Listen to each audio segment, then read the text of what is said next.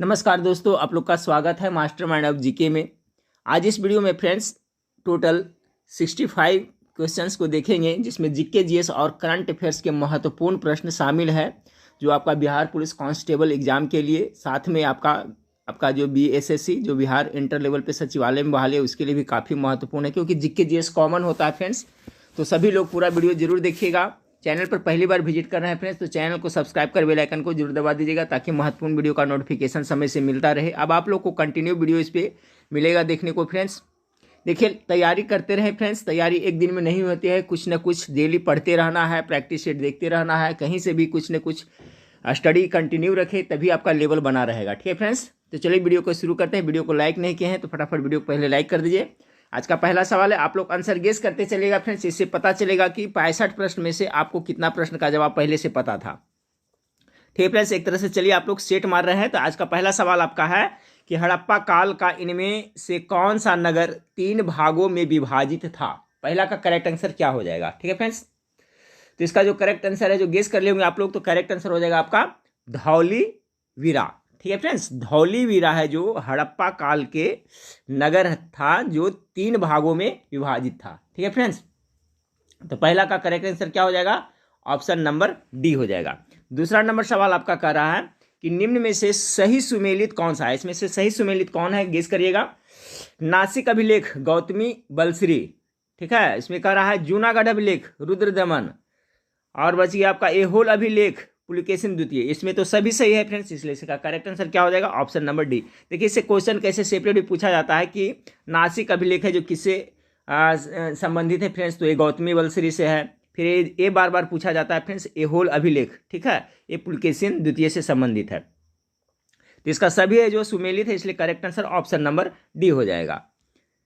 तीसरा नंबर सवाल देखिए फ्रेंड्स, तीसरा नंबर सवाल बौद्ध संगीति से है। तृतीय बौद्ध संगीति का आयोजन किसके अध्यक्षता में संपन्न हुई थी।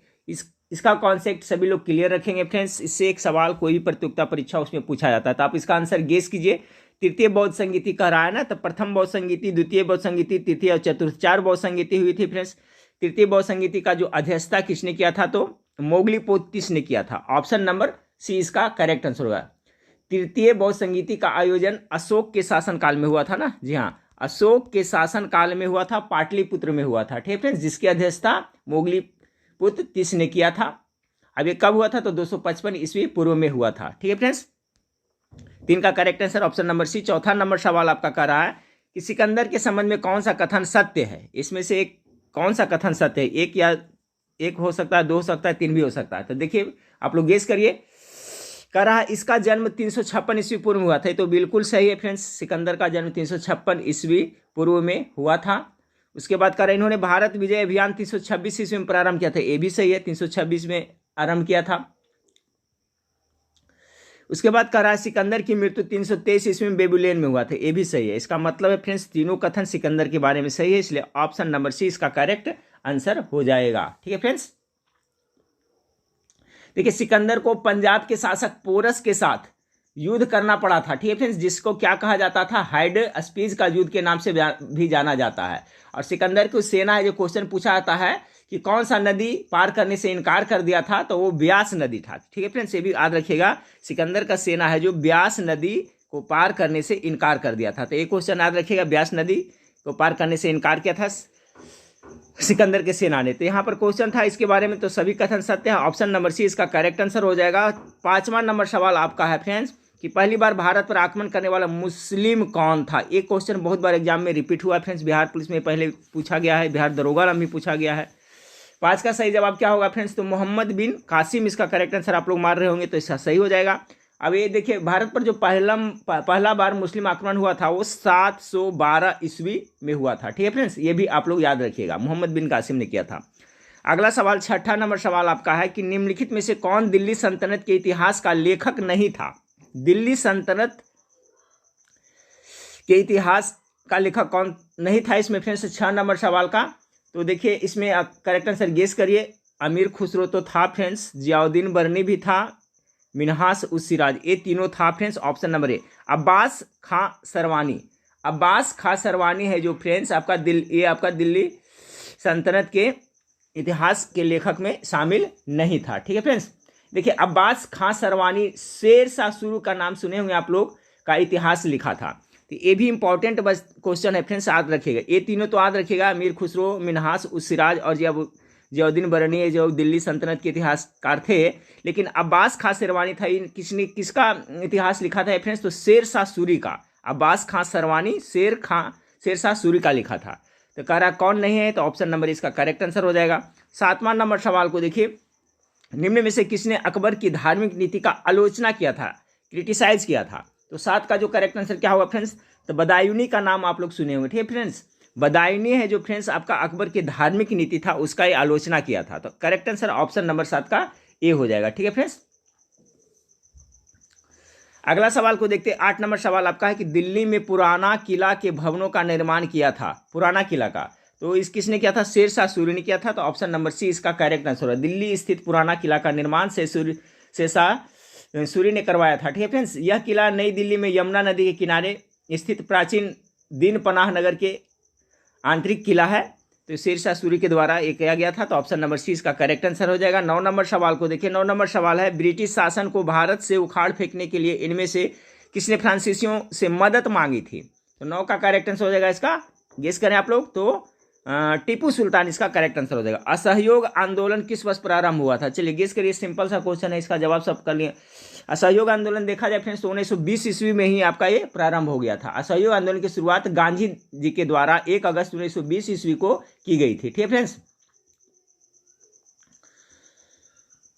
अगला सवाल आपका 11 नंबर सवाल है कि बंग भंग विरोध आंदोलन का प्रारंभ किस तिथि से हुआ था? 11 नंबर सवाल का जो करेक्ट आंसर हो जाएगा friends, option number B, date के साथ 7 अगस्त 1905 में। ब्रिटिश सरकार ने 20 जुलाई 1905 को बंगाल विभाजन का निर्णय की घोषणा किया था फ्रेंड्स, ठीक है। उसके बाद में 7 अगस्त को कलकत्ता के टाउन हॉल में एक ऐतिहासिक बैठक हुआ था, ठीक है। बैठक में स्वदेशी आंदोलन की विधिवत घोषणा की गई थी। तो डेट याद रखिएगा फ्रेंड्स, 7 अगस्त 1905 के बंग भंग विरोध आंदोलन। अगला सवाल देखिए 12 नंबर, भारतीय स्वाधीनता संघर्ष से संबंधित निम्नलिखित घटनाओं को उनके क्रम में रखकर सही कुट चुनिए। चलिए तो इसका कौन होगा फ्रेंड्स सही 12 का? तो देखिए सबका मैं डिटेल बताता हूं, सभी लोग इसमें थोड़ा ध्यान दीजिएगा, इंपॉर्टेंट क्वेश्चन है, इसमें से बहुत सारा क्वेश्चन सीखने को मिलेगा।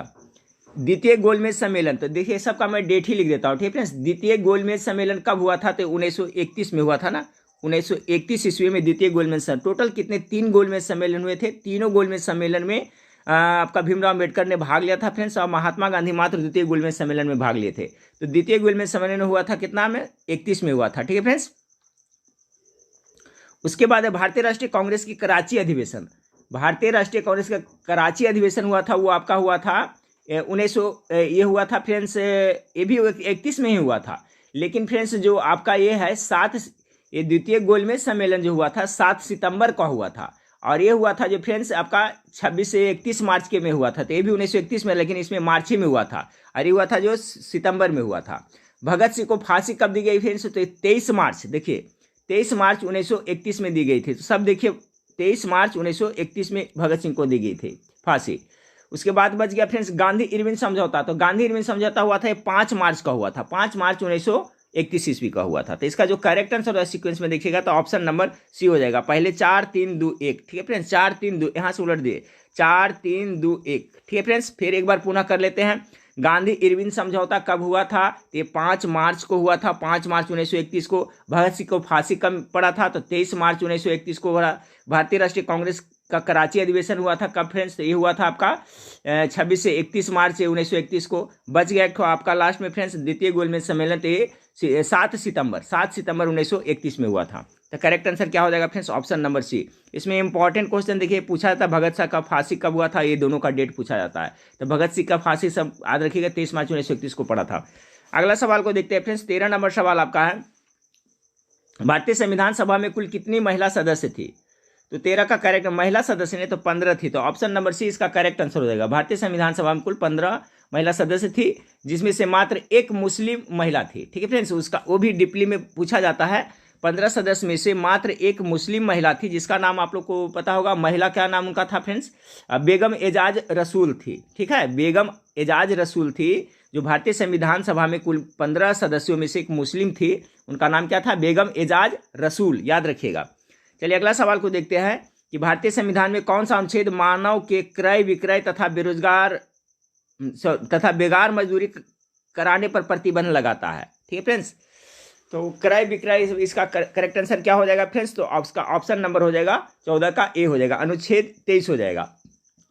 भारतीय संविधान के भाग 3 मूल अधिकारों से संबंधित है फ्रेंड्स। भाग 3 है मूल अधिकार, तो इसमें अनुच्छेद 23 है, जिसमें मानव के दुर्व्यवहार और बलात् श्रम का प्रतिषेध भी के बारे में बताया गया। ठीक है फ्रेंड्स, तो इसका बेगार वाला हो जाएगा, तो क्या हो जाएगा आपका? ये अनुच्छेद 23 हो जाएगा। 15 नंबर सवाल है, निम्न में से कौन सा कथन गलत है? 15 का, तो पढ़ते चलते हैं फ्रेंड्स। अनुच्छेद 61 में राष्ट्रपति पर महाभियोग प्रक्रिया वर्णन है। देखिए सब याद करते चलिएगा, बहुत इंपॉर्टेंट है, ये आपका सही है फ्रेंड्स। एक क्वेश्चन पूछा जाता है कि जो राष्ट्रपति पर महाभियोग लगाया जाता है किस अनुच्छेद के तहत? 61, तो सही है। महाभियोग प्रस्ताव संसद के किसी सदन में प्रस्तुत किया जा सकता है? बिल्कुल किया जा सकता है फ्रेंड्स, किसी भी सदन, लोकसभा राज्यसभा किसी में भी प्रस्तुत, ये भी सही है। महाभियोग जिस सदन द्वारा लगाया जाता है हो उस सदन का 1/4 सदस्यों का हस्ताक्षर, ये भी सही है। 1/4 सदस्य रहता है जो हस्ताक्षर करता है। अब देखिए बच गया डी, इसका मतलब यही गलत होगा। राष्ट्रपति पर राष्ट्रीय सुरक्षा के उल्लंघन के लिए महाभियोग चलाया जा सकता है। राष्ट्रपति पर राष्ट्रीय सुरक्षा के उल्लंघन के लिए महाभियोग चलाया जा सकता है, तो इसका डी, राष्ट्रपति पर राष्ट्रीय सुरक्षा के उल्लंघन के लिए महाभियोग चलाया जा सकता है, ये है जो आपका क्या है फ्रेंड्स? गलत है, ये नहीं किया जा सकता। ठीक है फ्रेंड्स, राष्ट्रपति पद का उल्लेख भारतीय संविधान के अनुच्छेद कितना में? 52 में है ना, किया गया है। राष्ट्रपति पर महाभियोग कितना? 61 के तहत राष्ट्रपति द्वारा संविधान प्रावधानों को उल्लंघन पर, ठीक है फ्रेंड्स, देखिए संविधान के प्रावधान के उल्लंघन पर महाभियोग लगाया जाता है, ना कि राष्ट्रपति पर राष्ट्रीय सुरक्षा के उल्लंघन पर, संविधान के उल्लंघन पर। याद रखिएगा, संवैधानिक प्रावधान जी है उसके उल्लंघन पर किसी भी सदन में महाभियोग के लिए प्रस्ताव लाया जा सकता है फ्रेंड्स। इसके लिए आवश्यक क्या होता है कि राष्ट्रपति को 14 दिन पूर्व लिखित सूचना देना पड़ता है। ठीक है फ्रेंड्स, जिसमें 1/4 सदस्यों के हस्ताक्षर होते हैं। तो ध्यान रखिएगा कि संविधान के संवैधानिक प्रावधानों का उल्लंघन करेगा राष्ट्रपति तो उस पर महाभियोग लगाया जाता है, न कि राष्ट्रपति राष्ट्रीय सुरक्षा के उल्लंघन करेगा तो उस पर महाभियोग लगेगा। तो ऑप्शन नंबर डी इसका करेक्ट आंसर हो जाएगा। 16 नंबर सवाल को देखिए कि भारतीय संसद में मंत्रिमंडल के विरुद्ध अविश्वास प्रस्ताव पेश करने के लिए न्यूनतम सांसदों के समर्थन की आवश्यकता कितनी होती है? अविश्वास प्रस्ताव के लिए, तो इसका आंसर तो आप लोगों को पता होगा फ्रेंड्स, 50। ठीक है, कम से कम भारतीय संसद में मंत्रिमंडल के विरुद्ध अगर अविश्वास प्रस्ताव पेश करने के लिए है तो कम से कम 50 सदस्यों का समर्थन अति आवश्यक होता है। बहुत अच्छा इंपॉर्टेंट क्वेश्चन है, तो ऑप्शन नंबर सी इसका करेक्ट आंसर हो जाएगा। 17 नंबर सवाल को देखिए। 17 नंबर सवाल, निम्नलिखित राज्यों में किस राज्य में राज्यसभा की सीटों की संख्या समान है? राज्यसभा सीटों की संख्या, तो सवाल नंबर 17 को देखा जाए फ्रेंड्स तो कहाँ समान है? तो आपका बिहार और पश्चिम बंगाल में है जो समान है। तो बिहार में कितना है फ्रेंड्स आप लोग को पता होगा, 16 है, और पश्चिम बंगाल में भी ये कितना है आपका? 16 है। एक बार मैं कुछ राज्यों को बता देता हूँ फ्रेंड्स। देखिए तमिलनाडु में टोटल कितना सीट है फ्रेंड्स? तमिलनाडु में राज्यसभा सदस्यों की संख्या के कितना है? तो 18, याद रखिएगा। कर्नाटका में कितना पड़ता है फ्रेंड्स? तो कर्नाटका में 12 पड़ता है, याद रखिएगा। बिहार और पश्चिम बंगाल में कितना है? तो 16 हो गया फ्रेंड्स, ठीक है, याद रखिएगा। उड़ीसा में देखा जाए तो कितना होता है टोटल? तो 10 है उड़ीसा में राज्यसभा के। और गुजरात में देखा जाए तो कितना फ्रेंड्स? तो वहाँ 11 है, ठीक है। उसी तरह से छत्तीसगढ़ में देखा जाए तो कितना हो रहा है टोटल है फ्रेंड्स? 5 है। और हिमाचल प्रदेश में कितना है? तो टोटल 3 है। तो याद रखिएगा फ्रेंड्स, पश्चिम बंगाल और बिहार का है जो राज्यसभा सदस्यों की संख्या कितना बराबर है? टोटल 16 सीट है। अगला सवाल को देखिए। 18 नंबर सवाल आपका है, निम्न में से किस लोकसभा अध्यक्ष का कुल कार्यकाल सर्वाधिक रहा है? सबसे ज्यादा कार्यकाल किसका रहा है लोकसभा स्पीकर का? तो 18 का जो करेक्ट आंसर होगा फ्रेंड्स, बलराम जाखड़ का नाम आप लोग सुनेंगे, ऑप्शन नंबर बी इसका करेक्ट आंसर हो जाएगा, ठीक है। 19 नंबर सवाल को देखिए फ्रेंड्स, इनमें से कौन सा भारत में पंचायती राज की त्रिस्तरीय प्रणाली में एक स्तर नहीं है? तो ग्राम पंचायत है फ्रेंड्स आपका, पंचायत समिति भी है, जिला परिषद और नगर परिषद है। तो जिला परिषद तो आता है, ये आपका ऑप्शन नंबर डी 19 का करेक्ट आंसर नगर परिषद है जो फ्रेंड्स त्रिस्तरीय भारत में जो पंचायती राज चल रहा है तो उसमें त्रिस्तरीय प्रणाली में नगर परिषद शामिल नहीं है। बाकी आपका ग्राम पंचायत, पंचायत समिति और जिला परिषद शामिल है। याद रखिएगा, इंपॉर्टेंट सवाल है फ्रेंड्स, नगर परिषद है जो इसमें त्रिस्तरीय के अंतर्गत नहीं आता है। भारत सरकार का प्रथम विधि अधिकारी कौन होता है फ्रेंड्स? तो इसका कौन सा होता है? महान्यवादी होता है, जिसे अटॉर्नी जनरल भी कहते हैं। तो 20 का correct answer option number C हो जाएगा, ठीक है। भारतीय संविधान के अनुच्छेद कितना 76 के तहत ना भारत का महान्यवादी का उल्लेख किया गया। ये भी याद रखिए, भारत के संविधान के अनुच्छेद कितना, तो 76 की तरह भारत में मानवाधिकार के बारे में उल्लेख किया गया है। यह है ये जो विधि अधिकारी होता है। अगला सवाल को देखिए, भारत के मुख्य निर्वाचन आयुक्त की नियुक्ति कौन करता है, तो ये आपका राष्ट्रपति के द्वारा आता है। ऑप्शन नंबर बी 21 का करेक्ट आंसर हो जाएगा। ठीक है फ्रेंड्स, भारतीय संविधान के जो निर्वाचन से संबंधित है कितने भाग में कल पढ़ा चुका हूँ, भाग 15 है। भारतीय संविधान के भाग 15 है जो फ्रेंड्स निर्वाचन से संबंधित है। ठीक है, अनुच्छेद में देखा जाए फ्रेंड्स तो 300 कितना 324 से लेकर के 329 तक है जो इस प्रावधान है। तो भाग 15 याद रखिएगा, अनुच्छेद 324 से 29 निर्वाचन संबंधी प्रावधान किए गए। बहुत इंपॉर्टेंट सवाल है। देखिए जो एक्स्ट्रा मैं बताता हूँ फ्रेंड्स उसका आप लोग माइंड में भी करते चलिएगा। क्वेश्चन दोनों इंपॉर्टेंट है। सबसे पहले तो मुख्य निर्वाचन नियुक्ति कौन करता है, राष्ट्रपति करता है। और निर्वाचन से संबंधित जो प्रावधान भारतीय संविधान के कितना में, तो भाग 15 में। अनुच्छेद कहा जाए तो कितना फ्रेंड्स, 324 से लेकर करके 329 में है जो इसका प्रावधान है। अगला सवाल को देखें, किस संविधान संशोधन द्वारा राज्य लोक सेवा आयोग की सदस्यों की सेवा मुक्ति की आयु 60 से बढ़ाकर 62 वर्ष कर दी गई थी। तो इसका जो करेक्ट आंसर हो जाएगा फ्रेंड्स आपका ऑप्शन नंबर सी हो जाएगा। 41वां संविधान संशोधन के तहत ऐसा किया गया था। ठीक है फ्रेंड्स, जो कि थी आपका लोक सेवा आयोग की सदस्यों की सेवा मुक्ति आयु पहले 60 थी, उसे बढ़ा करके 62 कर दिया है। तो संविधान संशोधन करना 41वां याद रखिएगा। अगला 23 नंबर सवाल आपका फ्रेंड्स, उस्ताद जाकिर हुसैन का संबंध किस, जाकिर हुसैन तो सबको पता होगा फ्रेंड्स, जाकिर हुसैन क्या तबला बजाते थे ना। तो 23 का correct answer option number B हो जाएगा। ठीक है फ्रेंड्स, तबला से हो जाएगा। सितार से देखा जाए फ्रेंड्स तो आपका पंडित रविशंकर इंपॉर्टेंट है। सरोद से देखा जाए तो अमजद अली खां है। और बांसुरी से है तो फ्रेंड्स हरि प्रसाद चौरसिया है जो बांसुरी से फेमस है। तो सभी का याद रखिएगा। अगला सवाल को देखते हैं। अगला सवाल आप लोग के सामने 24 नंबर है कि अंतर्राष्ट्रीय सौर गठबंधन का प्रथम शिखर सम्मेलन निम्नलिखित में से किस शहर में हुआ था। तो 24 का करेक्ट आंसर ये आपका नई दिल्ली में हुआ था। ठीक है, अंतर्राष्ट्रीय सौर संगठन का प्रथम शिखर सम्मेलन नई दिल्ली में हुआ था। आप लोग आंसर गेस करते चलिएगा। विश्व का प्रथम पूर्ण रूप से सौर ऊर्जा संचालित अंतर्राष्ट्रीय हवाई पतन स्थित कहाँ है। तो इसका जो करेक्ट आंसर हो जाएगा फ्रेंड्स ऑप्शन नंबर बी हो जाएगा, कोची में। विश्व का जो प्रथम पूर्ण रूप से सौर ऊर्जा से संचालित होने वाला पतन है जो कोची में पड़ता है। 26 नंबर सवाल को देखिए। 26 नंबर सवाल, भारत के निम्नलिखित क्षेत्रों में से किसमें भूतापीय ऊर्जा स्रोत नहीं पाए गए हैं। तो 26 का करेक्ट आंसर होगा फ्रेंड्स, गंगा का डेल्टा में नहीं पाया जाता। बाकी गोदावरी, पश्चिमी घाट और महानदी बेसिन में भूतापीय ऊर्जा स्रोत पाए जाते हैं, जबकि गंगा डेल्टा में नहीं पाए जाते हैं। अगला सवाल 27 नंबर सवाल है, निम्नलिखित में से कौन सा जैव अपघटनीय प्रदूषक है। जैव अपघटनीय प्रदूषक है तो सीवेज है, प्लास्टिक है, पॉलीथीन है और एस्बेस्टस है। तो कह रहा है जैव अपघटनीय प्रदूषक है ना, तो प्लास्टिक तो इसमें सतह होगा नहीं फ्रेंड्स। ठीक है, प्लास्टिक तो नहीं होगा, पॉलीथीन भी नहीं होगा, एस्बेस्टस सीवेज हो जाएगा। ठीक है, 27 का।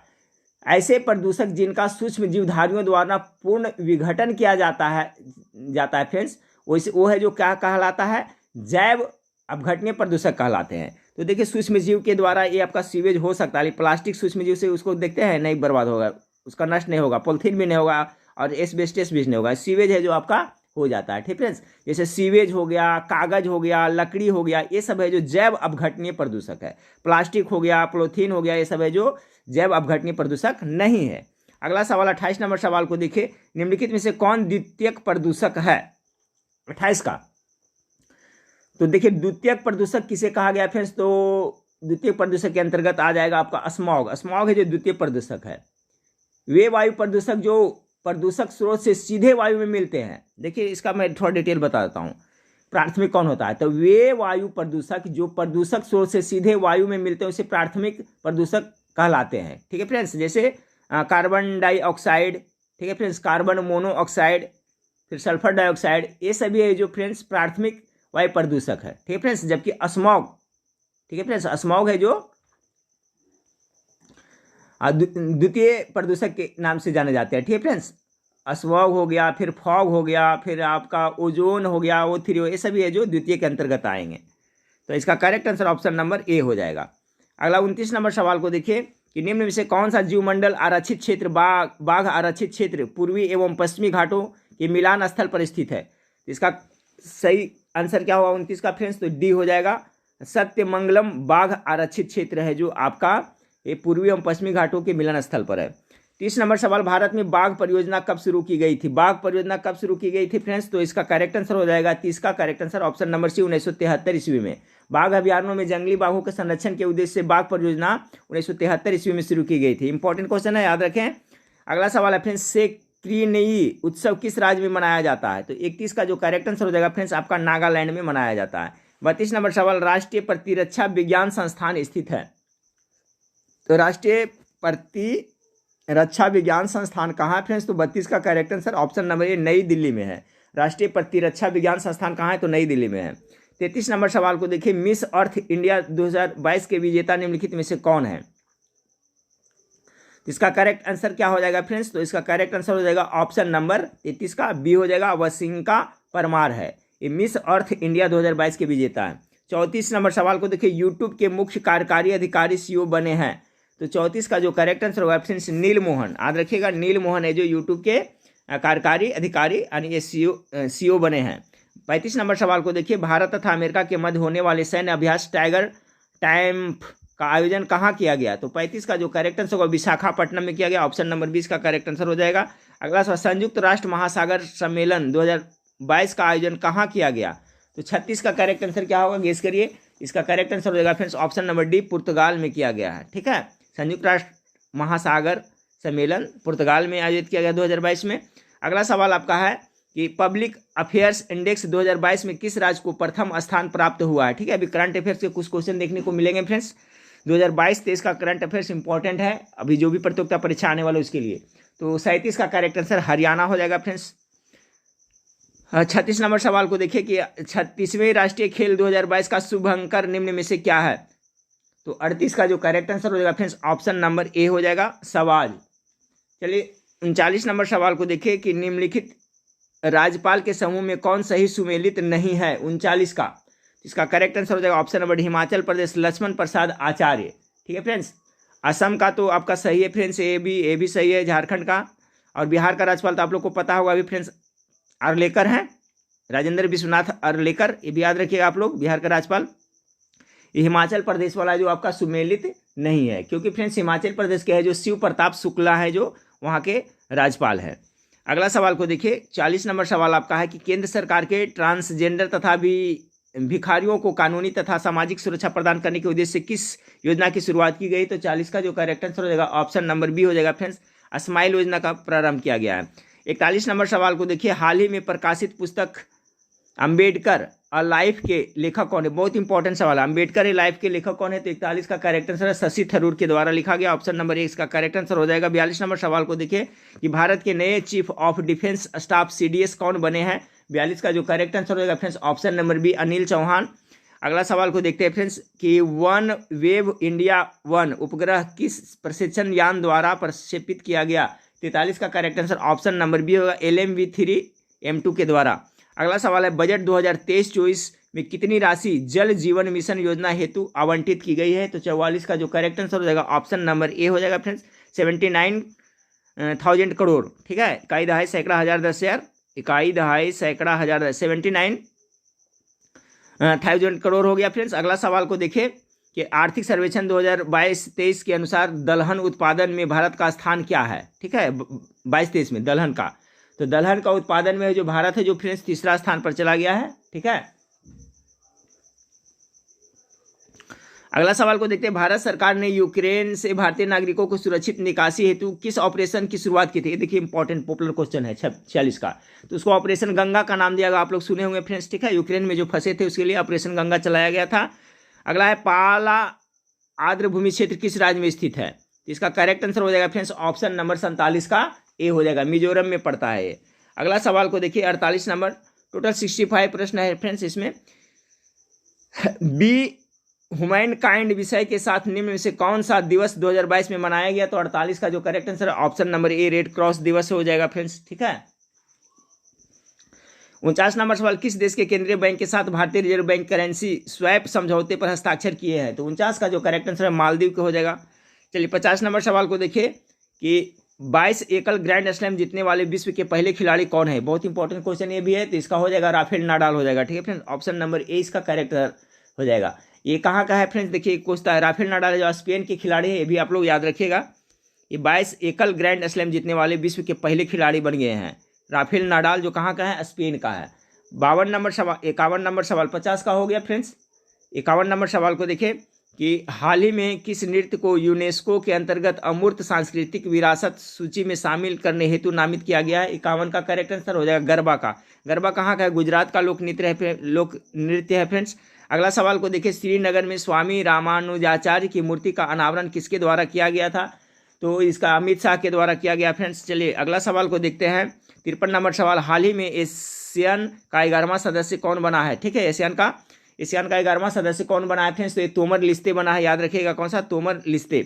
अगला सवाल आपका है कि उत्तर प्रदेश सरकार ने किस वर्ष तक मथुरा शहर को शुद्ध शून्य कार्बन उत्सर्जन पर्यटन स्थल बनाने की घोषणा की है। 54 का जो करेक्ट आंसर होगा 2041 तक। ऑप्शन नंबर सी इसका करेक्ट आंसर हो जाएगा। 55 नंबर, हाल ही में FICCI के अध्यक्ष कौन बने हैं, तो 55 का जो करेक्ट आंसर है सुब्रकांत पांडा। ऑप्शन नंबर 20 का करेक्ट आंसर हो जाएगा। 56 नंबर सवाल को देखिए, प्रतिवर्ष किस तिथि को अंतर्राष्ट्रीय गरीबी उन्मूलन दिवस मनाया जाता है। बहुत इंपॉर्टेंट क्वेश्चन है। अंतर्राष्ट्रीय गरीबी उन्मूलन दिवस किस तिथि को मनाया जाता है फ्रेंड्स, तो इसका जो करेक्ट आंसर हो जाएगा आपका 56 का ऑप्शन नंबर सी, 17 अक्टूबर को मनाया जाता है। 57 नंबर सवाल को देखिए, हाल ही में इलाबेन भट्ट का निधन हो गया है, उनका संबंध किस क्षेत्र से था। 57 का correct answer option number D हो जाएगा, सामाजिक कार्यकर्ता थे। ठीक है फ्रेंड्स, ये जो थे आपका इलाबेन भट्ट थे, ये सामाजिक कार्यकर्ता थे। अगला सवाल 58 नंबर सवाल, किस द्वीप को अग्निद्वीप के नाम से भी जाना जाता है। बहुत इंपॉर्टेंट सवाल है फ्रेंड्स। चलिए अब करंट अफेयर्स का क्वेश्चन समाप्त हो गया फ्रेंड्स। 7 क्वेश्चन है जो आपका जैसे है, तो 58 का करेक्ट आंसर हो जाएगा। करेक्ट आंसर आपका आइसलैंड में पड़ता है। ठीक है, 58 का करेक्ट आंसर ऑप्शन नंबर ए हो जाएगा। किस द्वीप को अग्निद्वीप के नाम से जाना जाता है, तो आइसलैंड को अग्निद्वीप के नाम से जाना जाता है। अगला सवाल को देखते हैं, बिहार जलप्रपात किस राज्य में स्थित है। बिहार जलप्रपात किस राज्य में स्थित है फ्रेंड्स, 59 का। तो देखिए बिहार तो नाम है लेकिन ये राजस्थान में पड़ता है। ठीक है, बिहार नाम से जलप्रपात है जो राजस्थान में पड़ता है। ककोलत कहाँ पड़ता है, तो बिहार के नवादा जिला में पड़ता है। उसी तरह से बिहार जलप्रपात ये आपका राजस्थान में पड़ता है। किस प्रकार की मिट्टी में आयरन एवं सिलिका की बहुलता होती है, इसका करेक्ट आंसर क्या होगा फ्रेंड्स, आयरन और सिलिका का ना, तो ऑप्शन नंबर 60 का सी करेक्ट आंसर होगा। लाल मिट्टी में आयरन और सिलिका की होती है। अगला सवाल है कि भारत एवं पाकिस्तान के मध्य सिंधु जल समझौता कब हुआ था, तो सिंधु जल समझौता कब हुआ था फ्रेंड्स, तो इसका जो करेक्ट आंसर हो जाएगा फ्रेंड्स 61 का ऑप्शन नंबर बी हो जाएगा। 1960 में हुआ था। ठीक है फ्रेंड्स, स से सिंधु, तो भारत और पाकिस्तान के मध्य सिंधु जल समझौता कब हुआ था, तो 1960। इस तरह से याद रखें। 62 नंबर है फ्रेंड्स, केंद्रीय कपास अनुसंधान कहाँ स्थित है, तो ये आपका हो जाएगा फ्रेंड्स आपका ऑप्शन नंबर 62 का बी, नागपुर में है, हो जाएगा। ठीक है फ्रेंड्स,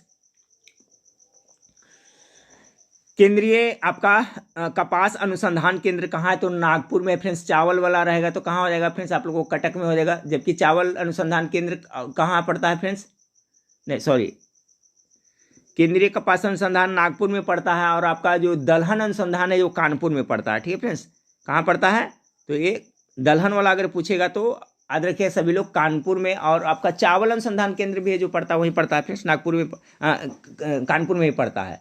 तो यहाँ क्वेश्चन है केंद्रीय कपास अनुसंधान केंद्र कहाँ स्थित है, तो ये नागपुर में हो जाएगा। दलहन वाला पूछा जाता है बार बार, तो ये कानपुर में है, याद रखिएगा। ऐसे सबसे ज़्यादा दलहन होता है मध्य प्रदेश में होता है फ्रेंड्स। अगला सवाल को देखते हैं फ्रेंड्स। देखिए यहाँ पर कंफ्यूज नहीं हो जाएगा फ्रेंड्स। ठीक है, सबसे ज़्यादा दलहन होता है आपका मध्य प्रदेश में। ठीक है, लेकिन इसका जो दलहन अनुसंधान केंद्र है वो कानपुर हाँ उत्तर में प्रदेश में पड़ता है, इसमें कंफ्यूज नहीं होइएगा। अगला सवाल को देखिए, बिहार में कौन सा जिला मक्का उत्पादन में अग्रणी है, तो सबसे ज़्यादा मक्का कहाँ होता है फ्रेंड्स, तो इसका करेक्ट आंसर हो जाएगा 63 का ऑप्शन नंबर 1, कटिहार में। ठीक है, मक्का सबसे उत्पादन बिहार के कहाँ होता है, तो कटिहार में होता है। 64 नंबर सवाल को देखिए फ्रेंड्स कि कोंकण रेलवे ट्रैक पर पहली बार रेल परिचालन कब हुआ था, कोंकण पर, तो 64 का जो करेक्ट आंसर हो जाएगा 1998 में। ठीक है फ्रेंड्स, ऑप्शन नंबर सी इसका करेक्ट आंसर हो जाएगा। 65 नंबर सवाल, कोल डैम परियोजना किस राज्य में है, तो 65 का जो करेक्ट आंसर होगा फ्रेंड्स, कोल डैम पड़ता है आपका हिमाचल प्रदेश में। ठीक है फ्रेंड्स, तो देखिए आपका 65 प्रश्न था जो जिसमें करंट अफेयर से कुछ प्रश्न शामिल था और जीके जीएस का था। तो इसी तरह से प्रत्येक दिन आप लोग वीडियो देखते रहिए, इससे कुछ न कुछ तो आपको सीखने को जरूर मिलेगा फ्रेंड्स, और आप लोग अप टू डेट रहिएगा। आप लोग अपने दोस्तों में जो आपको पढ़ने वाले दोस्त हैं उनको मैं वीडियो याद करके शेयर कर दिएगा फ्रेंड्स। ठीक है, क्योंकि व्यूज़ जब आते हैं फ्रेंड्स तो हम लोग को भी पढ़ाने में मन लगता है, और वीडियो को लाइक भी जरूर कर दीजिएगा। अब प्रत्येक दिन आप लोग को मैं वीडियो प्रोवाइड करा रहा हूँ, तो आप लोग चैनल से जुड़े रहिएगा फ्रेंड्स, ठीक है। शाम के टाइम में वही 7 से 8 के बीच में आप लोग को प्रत्येक दिन वीडियो प्रोवाइड करा दिया जाएगा। तो चलिए नेक्स्ट वीडियो में फिर मिलते हैं।